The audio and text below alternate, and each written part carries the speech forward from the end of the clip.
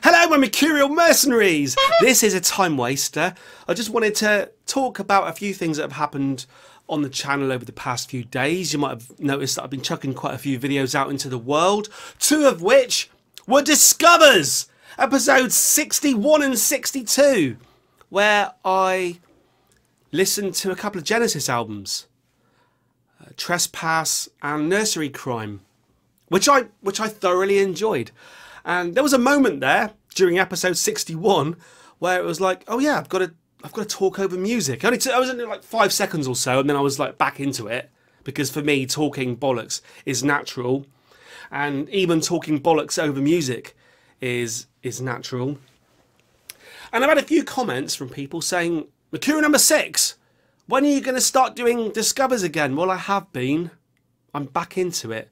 Unfortunately, Genesis doesn't want the majority of the world to hear their music. They copyright blocked it, especially I think in the USA and Canada, which is actually a large proportion of my audience. And if you think about it, my audience is mainly America, the UK and Japan because of Bandmade and Baby Metal. But those people only watch the Baby Metal Bandmade videos anyway, so that doesn't matter. But I don't think there's much call for Genesis in Japan. In the UK, I've had reports that some people couldn't watch my Selling England by the Pound video from last year in the UK. So I'm not sure what's going on with that. But I just wanted to sort of say to the people that think I'm not doing anything that I've put some proper effort into getting back into the Discovers. And yes, it's just listening to an album and talking over it, but there's all the time around it, mainly due to the editing and the but it's quite a full-on process to do these videos, and it's a little annoying when they're blocked. Now, I went into these videos pretty much knowing they'd be blocked worldwide in a lot of places. And I said on the videos themselves, the pressure was kind of off, really.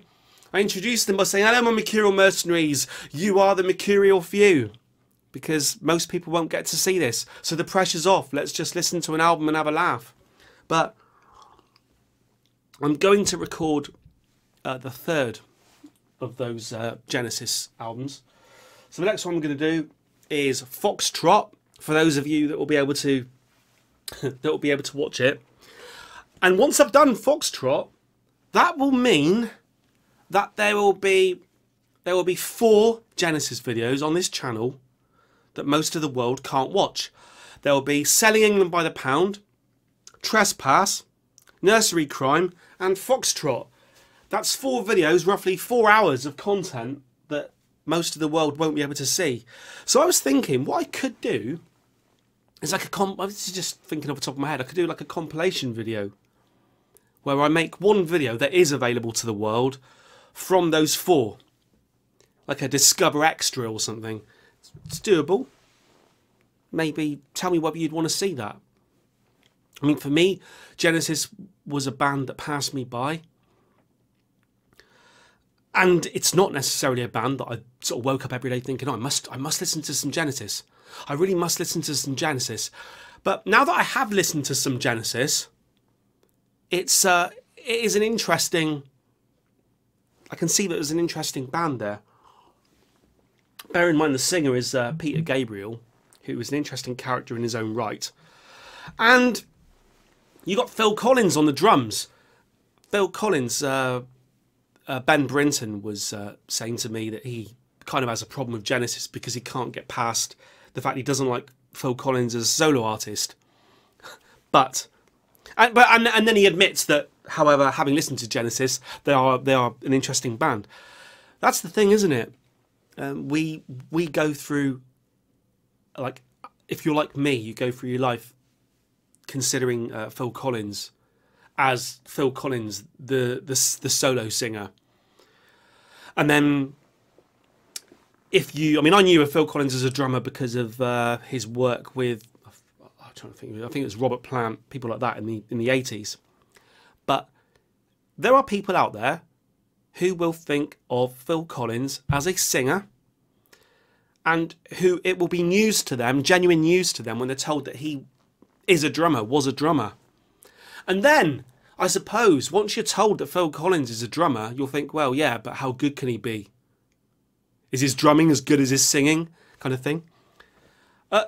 Let's just get this straight right now. Phil Collins, if you're going to do like the best drummers of all time type comparisons, Phil Collins is going to be up there. Honestly. I knew of Phil Collins' reputation as a drummer, but when I heard that first Genesis album that I listened to, Selling England by the Pound, wow. And then the latest Discover I put out, episode 62, was Nursery Crime, Phil Collins' first album, drumming for Genesis. Wow. This is a guy who can put a drum fill within a drum fill. I explained it in my Discover, but he will do a, digga-da-digga-da-digga-da-digga-da, but Phil Collins somehow has magic hands where he can put a slight flurry of a drum fill in the drum fill. Digga-da-digga-da-digga-da-digga-da-ding. It's quite something to listen to. It's something to behold. So I think that a compilation video of those 4 Discover Genesis videos might be quite fun. Give me additional content to put out there. And there were comments from the likes of Claw Carver, because when we were talking about Nursery Crime, which is Discover episode 62, if you can watch it, which is a Discover of this album here, Nursery Crime, which was released in 1971. And then Mr. Floyd and Claw Carver said that that's a hell of a year for music. And I said, yeah, there's got to be something in the water. And Claw Carver came at me with a comment saying, well, you've got Led Zeppelin 4, Yes, It's Fragile, Nursery Crime, all these different albums from that time. And perhaps like 1971 was like a defining year in rock music or in music in general. And I always find that debate's interesting because, honestly, and people will argue that point. They'll pick a year and say that was the year for music. 1971, that was the year, or whatever. They'll pick a year. We could probably do this this could be a series of videos. You could pick a year and talk about the best albums of that year. Any year. 74, 78, 84, 93, 2000. I mean, I'm just picking years now, but you see what I mean? Last year. Any year. And pick the best. Just say you pick the best 5 albums of any year. You're probably going to be able to at least level an argument. That's the best year ever for music. And I suppose if we did that for various years, we could pit the years against each other. There will be a year that, 1971, Led Zeppelin 4 was released, and there'll be a year that someone else might like to argue when, say, Master of Puppets was released, or a Smiths album. There will always be arguments, and I think, yeah, pitting the years, the battle of the years it could be, couldn't it? I recently, I think yesterday it was, put out a top 10 Manic Street Preachers songs chart. I've been doing these. Have you been enjoying them? Because my viewing figures on the whole for my videos are such that I could pretty much fit all of you into this room. The number of people who consistently watch my videos, about 100 of you, 100 to 200 of you, and which makes this a small channel. And I've had back and forths recently with various people who quite like the idea of this being a small channel, because it gives us intimacy that can be lost when a channel gets big. And I agree with that. I kind of leveled back saying, well, that's true. However, I do think that even if this channel had 1 million views on a video, there'd still be the core people that have been along for the ride that would still, and I said stick out like a sore thumb, but I meant it in a good way. I don't know how a sore thumb can ever be good, but it can. So yeah, I'm putting these videos out into the world, which take me an age, an eon to bloody make. Even though it seems like, how long can an hour video talking bollocks take to make? Honestly, I have to be careful here because sometimes when I do these time wasters, they are viewed by people as me moaning, right? And they kind of are. So when I say I'm doing a time waster, it kind of is the chance for me to moan, because the rest of the time, sorry about, I keep sniffing. It's just because my nose is running. It's a chance for me to moan, because what happens is, as someone who makes videos and puts them out into the world, you have to always really be on top form when it comes to being engaging and positive and giving. No one wants to tune in to watch someone who's being a drip, being a misery. So, and it's, I don't fake it. But this kind of video here, where basically no one's watching, is the opportunity for me to just be honest. I'm always honest, but I can be more honest than honest. And so like 100 or so of you watch these videos, and I put these top 10s into the world just because it was something I could do. Are they to people's taste? Do you enjoy it? I quite like seeing what comes back from them. The Manic Street Preachers video I put out there, what I got back is that they're not necessarily known around the world. People asked, well, why haven't I heard of them? I don't think, if you're in America, I don't think you'd have heard of the Manic Street Preachers. I don't think they crossed over there. They're very much a UK band. And people have said, well, I tried to give them a listen, but they're not to my taste. Yeah, do you know what? They won't be to everyone's taste. The Holy Bible, which is the album I recommend you listen to, if you're going to listen to anything, is bleak, spiky, dark, difficult. People didn't like it when it came out. So I'm not expecting people to necessarily like it now, but it's a classic. And it's truly one of the greatest albums of all time. So I would suggest perseverance there. When I was reading your charts coming back, your top 10s, I was surprised. No love for Motorcycle Emptiness there. So that was interesting. It was interesting to me, and the fact that Mike used to play Small Black Flowers That Grow in the Sky in pubs. What a difficult song to pull off live. So bravo for attempting it. And you've also said in the comment that you played Small Black Flowers That Grow in the Sky, which to me is a song that certainly, if I would have thought in a club or a pub, you've got general background noise that people are basically just going to talk all over it. But you said you finished that song and you could hear a pin drop because it's such an emotional song. And credit to you for playing it. Credit to you for playing it so well that it got to people. And credit to that audience that night that kind of stopped what they were doing and just zoned in. Those are the gigs that I would say that it's not common. I would say it's a rare case when you get one of those gigs where the audience does completely zone in with everything that you're doing, and you know you've got them in the palm of your hand. And you did it with Small Black Flowers That Grow in the Sky. I love that. I wish I'd been there. And so that gets us on to the subject where people have appreciated me talking about Richie James Edwards, the songwriter, the lyricist of the early Manic Street Preachers albums, who went missing, presumed dead in 95. In fact, legally dead now in 95. And they just sort of said, yeah, thanks Mercurial number 6, because his lyrics are worthy of being bigged up to that extent. And I mentioned him in the same breath as Morrissey and Bob Dylan. And I just had a conversation with someone a moment ago who was saying, you're putting Morrissey in the same bracket, in the same ballpark as Bob Dylan. And I hold Bob Dylan up high. I'd love to do a Bob Dylan top 10.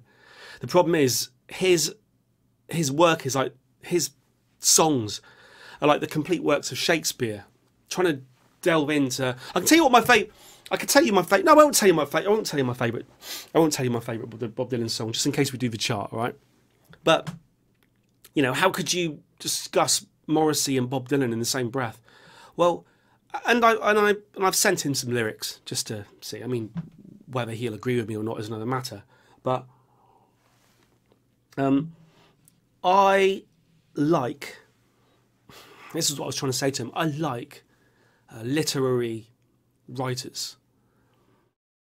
And what happens is your Richie Edwards and your Morrisseys, and to a certain extent your Bob Dylans, can be written off by people who just want to listen to music to have fun. Because they see it as being pretentious. Oh, these pretentious songwriters. They want, I don't know what they want. Maybe they want Saturday night, dun, da, da, da, da, da, da. That's not to put it down, but I'm too sexy for my cat, too sexy for my cat, poor pussy cat. Now, I actually like songs like that as well. But some people, I think maybe people are threatened by wordy songwriters. You know, maybe they're threatened by it. They feel like the songwriter is suggesting that they have to have read the collected works of like Wordsworth and Byron and Shelley before you can even attempt. And if you haven't read A Picture of Dorian Gray, don't even attempt to listen to my songs, mate. And I think there's that kind of vibe that the likes of Morrissey give off.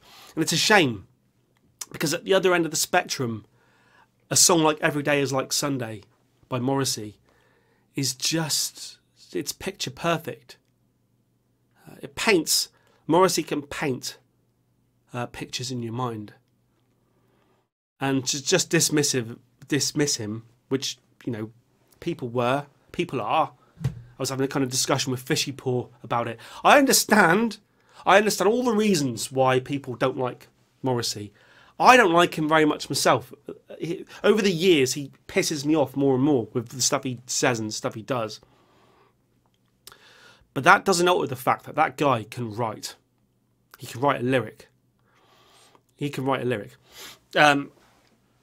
Mr. Floyd, in my Genesis videos, he's requesting that I stop mentioning Les Mis all the time.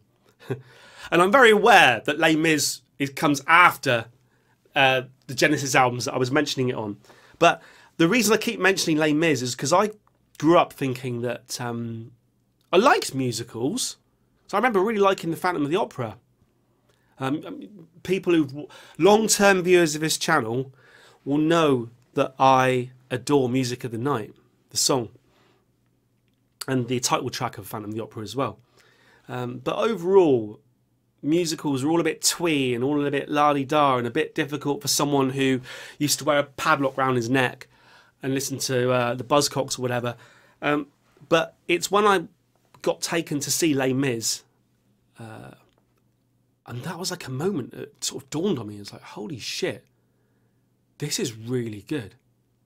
This is really good.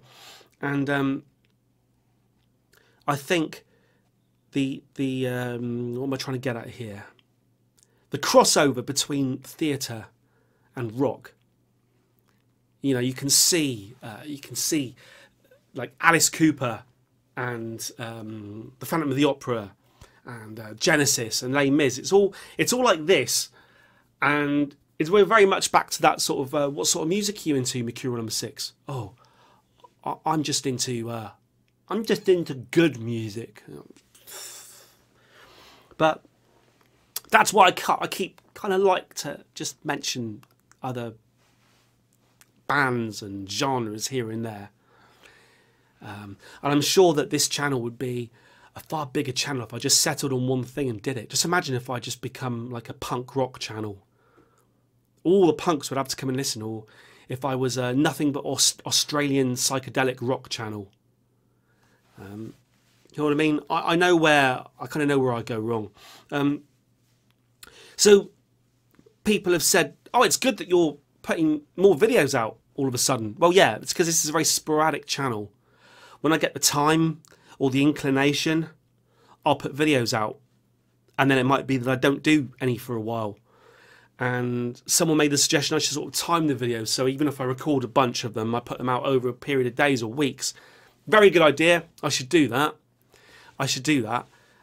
I realise that being sporadic like this isn't particularly professional.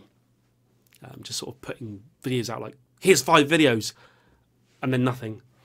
And then I think Mike said to me at one point, Mercurial number 6, slow down, stop putting the videos out, I can't watch them all. There won't be any for a while now. So just let them stack up. Watch them in your own time.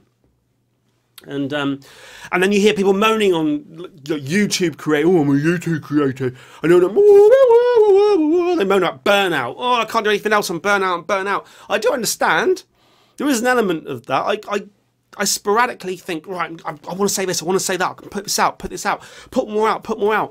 Yeah, I get burnout. That's not, but people will unsubscribe now because they go, oh, look at you moaning, whinging. But yeah, burnout. Yeah, I think I'm borderline burnt out. I'm doing videos for a little bit now. I think I'll take a break for a little bit. Whatever. That's the downside of being sporadic. There's always that kind of the feeling that if you just keep putting videos out there, that people will come. You know, build it, they'll come. Put the gig on, they'll come. Put the videos out there, they'll come. Yeah, in dribs and drabs, people subscribe to the channel, but I still watch other channels shoot past me. You know, I'd like to say I understand that it's not all about subscribers, because it isn't all about subscribers. In fact, it's not about subscribers at all. It's about video views. Unfortunately, I'm not getting the subscribers or the video views. However, I do like the engagement, the level of engagement, the level of it's not just the number of comments I get; it's the quality of the comments. You know, I look through the comment sections on other people's videos with the best of them. You know, I watched all of Alex Jones on Joe Rogan's podcast yesterday. I look through. I watch a lot of YouTube. Too much. I think I've got an issue here. I need to stop watching so much YouTube. I need to just back the hell away from it and get back to the things I used to do, reading books and things. And but I admit, at least I'm admitting a problem. But I read through other people's comment sections constantly, and I'm more than satisfied with the quality of. I suppose I'm just saying that I like you. I mean, I haven't met you, but I think on the whole I like you. So yeah, I think, you know, chucking videos out into the world and expecting something from it is wrong. And just because you see someone else doing it doesn't mean that it will work for you. But just, I think people who have sort of long-term viewers of this channel know that this is how it operates. This is how I operate. You'll get like a flurry and then nothing, and then a flurry and then nothing. But on the positive side, from chucking videos out into the world, comment from Branch Leader telling me superior YouTubing at every level. Let me repeat that and pronounce it right. Superior YouTubing at every level. I like that. Because there are things I do. I mean, at the moment, this is just talking to webcam, no big deal. But I've got, you know, I've got proper cameras and lighting, and I do proper editing, and I've got various microphones that I use, and I side chain compression and all sorts of things that you don't need to know about that I do. But I do put effort in. And I think on the whole, you guys do appreciate it. I think you do. When it comes to the future of the channel, I'm quite enjoying doing my top 10s, just because, I mean, theoretically easy videos to film. However, it means I have to listen to an awful lot of music to do it. So it's actually still quite time consuming. If you can think of any other topics you want me to talk about, just tell me and I'll try and do it. Because given the channel's called the Mercurial number 6, it means I can do anything. I can talk about anything. I'm going to hopefully do a Discover on the new Pond album. A couple of people have asked for that. I'll try and do that. Just want to see what albums we've got coming up. Discover's going to be back with a vengeance. We'll try and bypass copyright somehow, the best we can. So the next one's going to be Foxtrot, which you probably won't be able to watch, but I'll do it. We're going to have some Dr. Octagon. We're going to have some Jimi Hendrix. We might do. Do you fancy physical graffiti? I don't know. We're going to have some Kendrick Lamar, which I still haven't listened to. Someone said that to do a Discover now of Kendrick Lamar would be kind of like fake, like a fake listen, like a fake first listen. I think they were trying to tell me that it's like ubiquitous. It's like everybody in the world has now heard this album or songs of this album. So to listen to it now would be like fake first listening. I hate to tell you guys, I haven't heard anything off this album. I don't think I've heard a single second of Kendrick Lamar. I mean, it might be that I listen to this and go, oh, I know that. But for the moment, I don't think so. I don't think, and I said this in the comment to the person, I can't remember who it was now, I don't think you can equate someone who pretends that they've never heard Bohemian Rhapsody, because I don't believe that for a second, to someone who claims they haven't heard To Pimp a Butterfly. But anyway, that's loads more albums. There's lots I could do on this channel. My main problem, and I'll be absolutely honest with you, is time. Time, it just disappears on me like tears in rain. And, you know, my life just passes by. And then, you know, a double-decker bus will crash into us. And we'll just, both of us will think, oh my God, all I did, this is you talking now, all I did was watch endless Mercurial number 6 videos and comment on them. And all Mercurial number 6 did was film endless Mercurial number 6 videos and read comments on them. Where did our lives go? Our lives flowed by like tears in rain. Let me know if you want me to continue. I could always just stop the channel. I need to stop watching YouTube. I don't know. That was a weird twist at the end, wasn't it? I know, it's an ongoing thing.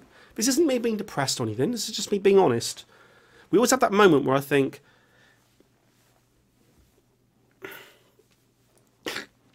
God damn it! God damn it! God. Thank you, my mercenaries. Stick a comment down below. Let me know what you think. This was Timewaster on the 1st of March. Daffodil Day.